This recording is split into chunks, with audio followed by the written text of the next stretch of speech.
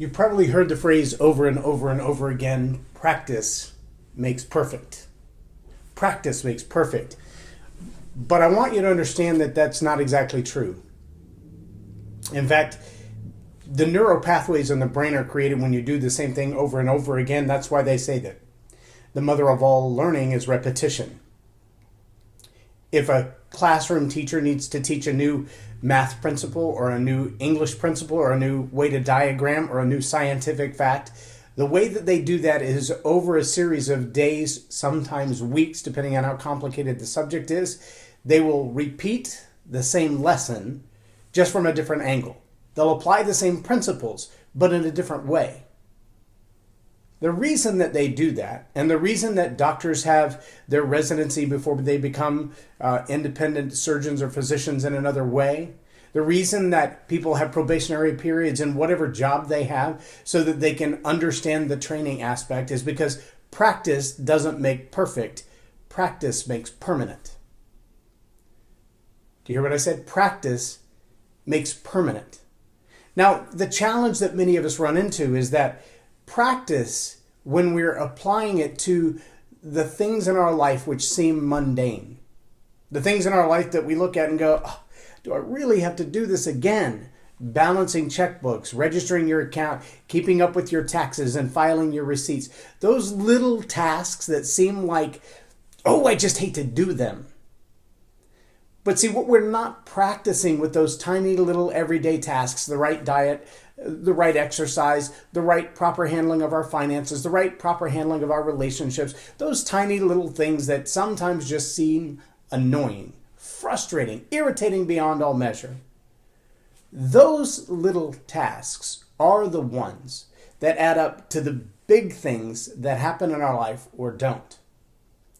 And what happens oftentimes is we separate the thing that we're passionate about, the big goal, the big success, the BHAG, the big, hairy, audacious goal. We separate the accomplishment of that goal from the necessity to do the tiny little things necessary to make it happen. And no one gains 45 pounds when they sleep at night in one night, nor will you lose 45 pounds in one night while you sleep. We have to do the daily exercises, the daily activities in tiny little increments in order to reach this big, hairy, audacious goal. The separation becomes when we look at things in life and we think, well, I don't want to do that little bitty task. It's menial. No one will notice. It won't be worthwhile. No one will care if I do that or I don't do that. What we want to see often is we want to take one or two steps and see the big giant goal achieved. We want to write the first book and know that before the very first book we've ever put to pen, it's never been to an editing process. We've never spoken on a stage. We've never delivered content to anyone in mass. But this book that's burning inside us, we want it to be an international bestseller. We want the very first meal we cook not to taste like it came out of a box, even if it did. We want the very first date with this new special someone to be so off the charts they can never forget it.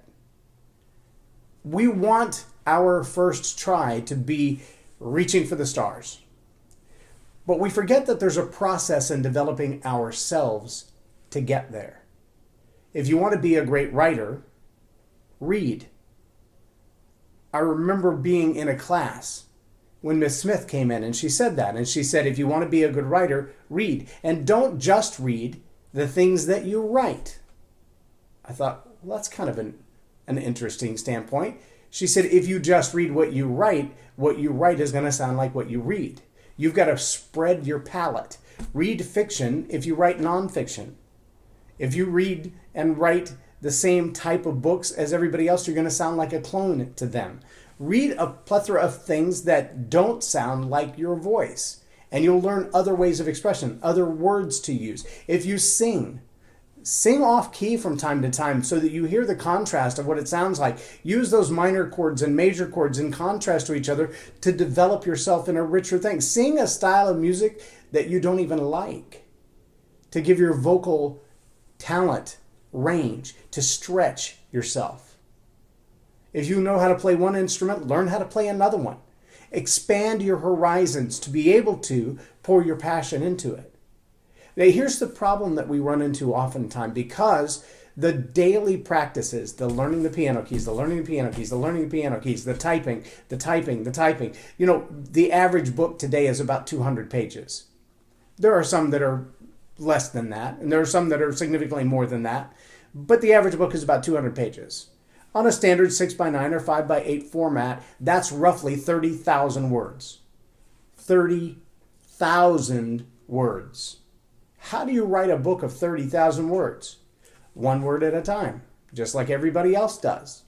How did John Maxwell write over 85 books? One word at a time, just like everybody else does. Just like you put your pants on, one leg at a time, just like everybody else does. The challenge is that we get in 10 words or 100 words or 1,000 words or 15,000 words and we think, wow, what a daunting task. I don't know if I want to write another one. Well, you could stop where you are, or you could continue to practice with passion what you've already started. What we leave in the gap sometimes is putting passion in the category of the completion, rather than passion in the category of the daily practice, the boring stuff, the mundane stuff, that just keep typing, just keep typing, just keep typing, that allows us to reach the end goal, where we have 50 or 60,000 words together in an article or a story or a book that we can then send to an editor and get back a 30,000 word document. Because trust me, they're going to cut a lot of fat out of whatever it is that you've written. If the editor is going to have room to move to create a spectacular piece of artwork out of what you've started, they're going to have margin to work with. You've got to overperform in the delivery of the words to give them something to trim the fat to and come up with significance. Well, everything in our life is the same way. Everything it demands of us that we practice the little bitty things every day on a consistent basis until we've overachieved the minimum standard, so that when we've edited out, I'm working on a video editing project right now for a client. We have 19 minutes of footage so far. That's just the B-roll, the interviews, and the extras. We have 2 hours of footage of the training material. And what we're intended to come up with is 2.5 minutes of sizzle reel.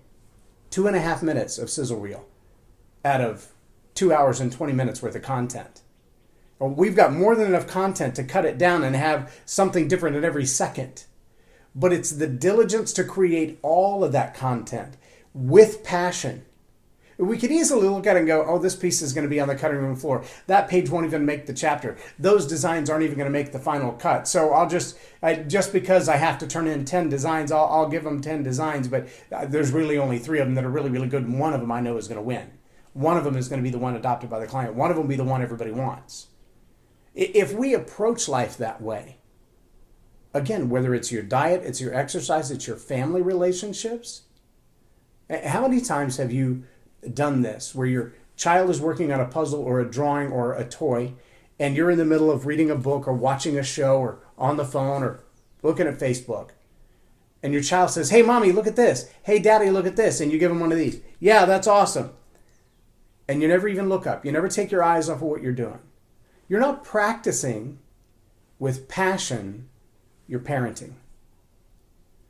Sometimes to parent means letting go of everything else that you're working on, abandoning yourself for a season.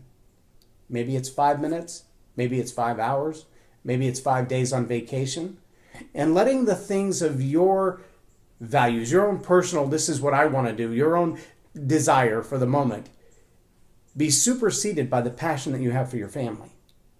Forget about your hobbies, forget about fishing, forget about wash and wax in the car, forget about shining up your new toys. Spend some time focused on these little people, because you only have so much time with them.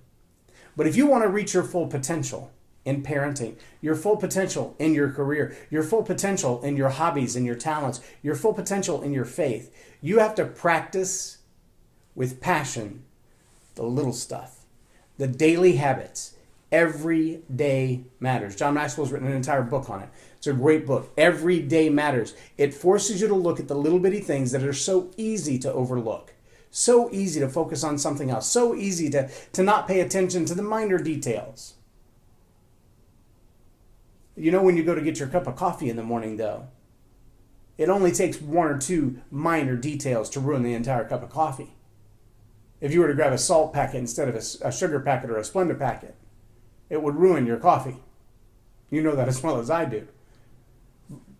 But that tiny little detail, it seems like nothing in comparison to the whole day. I mean, a white packet for salt and a white packet for sugar, they look so much alike, and their contents are so similar. And if you poured them out on the table, you wouldn't know the difference. And yet if you put 3 of those in your cup of coffee before you drive into rush hour traffic, your entire day is going to be messed up, because you're not going to have your coffee, and you're going to be tired and exhausted, and you're going to be mad that it didn't, and that you wasted the money on it, and now your coffee doesn't taste right. And right?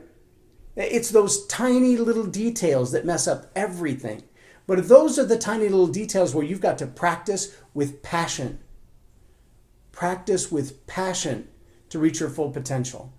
If you are practicing and you're just going through the motions and you're just typing the words and hoping that it'll come out to 60,000 so they can edit the fat, there's going to be a lot more fat than you think. If you're just designing the designs to meet the quota so you'll have enough designs for them to choose from, but you already know what they're going to choose, you're just going through the motions, and there's going to be a lot of fat. If you're not paying attention to what you're snacking on, if you're not paying attention to the amount of exercise you're getting, if you're not paying attention to the amount of sleep you're getting, if you're not paying attention to the demands of your career and the newest technologies and the newest changes, there's going to be a lot of fat in your life. Physically, emotionally, relationally, career-wise, spiritually. And when you start cutting the fat, there won't be much left. On the other hand, exercising, practicing with passion is a key element to building the muscles of your passion. How do you know what your passion is? I love the way John Maxwell asked these 3 questions. What makes you laugh? What makes you cry? And what makes you sing? What makes you laugh? What makes you cry? What makes you sing? And what makes you do all 3 of them at the same time? Now, I know that here on Tell It Like It Is TV, I've taught that entire lesson in the past, so I'm not going to take the time to go through the entire thing now. But I want you to understand that there are those things that make you laugh out loud. You hear them and you're like, yes! You just want to celebrate. And there are those things that make you cry, but it's not the sad, weepy kind of cry. It's the overwhelmed with joy kind of cry. And then there are those things that when they happen, when you do them, you just want to burst into song. You've probably seen maybe a television show or a news clip where someone was run over by a car. And while they're trapped underneath the car and the car burst into flames and everybody's looking at the scene going, oh my gosh, this guy's going to die and we're just going to stand here and watch. And then some hero from the background runs up and lifts the car up by themselves and drag them out. And you're thinking, yes, I want to be that kind of hero. I want to be the one to save the day. I want to be the one to rescue someone else. I want to be the rush in times of peril and be the hero. And it makes you want to laugh and cry all at the same time. Or maybe it's not the one hero, it's the entire crowd. There's a YouTube video of a young man who's hit on his motorcycle and the car slides to a stop and he's under the car. And the car is on fire and they're trying to pull him out and they can't get him out. And everyone on the street, probably 50 to 75 people, come up and pick up the car and lift it off of him while someone drags him to safety to get away from the car that's burning. That's passion. And the emotions that are stirred in you, that's passion. And that's the kind of passion that you've got to approach your Bible study with. You've got to approach your career study with. You've got to approach your parenting with. You've got to approach your spouse and your children with. That's the kind of passion you've got to approach your breakfast with. Every day matters. Every tiny little detail contributes to the overall success. Will you passionately accidentally? No. But you might passionately put the right thing in your drink to make it an awesome coffee drink or whatever it is that you drink. My wife only drinks chai tea. I don't like the stuff myself. It tastes like vacuum cleaner powder to me. But she loves her chai tea a certain way with a little extra chai and sometimes a little caramel. And if you blend it just right, man, it just hits the spot. You can see the passion all over her face for her chai tea latte. Mine is just dark roast coffee with 3 Splendas and cream. But I don't like sweet and low, I don't like equal, and I don't do sugar. So if that got salt or sweet and low, it wouldn't be the same to me. A dispassionate barista at Starbucks might mess up my coffee pretty significantly if they were to put salt or something other than cream in it. That's a big, big deal, but it's those little bitty things that can set the whole day off course. Are you practicing with passion what you've set as a pursuit for your destiny? Are you looking down the road 2 years, 3 years, 5 years, 10 years down the road saying, I'm going to be an author, I'm going to be a speaker, I'm going to be a great parent, I'm going to be a great surgeon, I'm going to be a great law enforcement officer? Because there are things that you need to do today for that to happen 3 years, 5 years, 10 years from now. And if you're not doing today the daily practices with intense passion that will set you on the course for that, if you're not practicing with passion now, you will not reach your full potential then. I want to say that one more time. If you're not practicing with passion now, you will not reach your full potential then, because practice doesn't make perfect. Practice makes permanent. I'm J. Loren Norris. You've been watching Tell It Like It Is TV. Have a blessed day.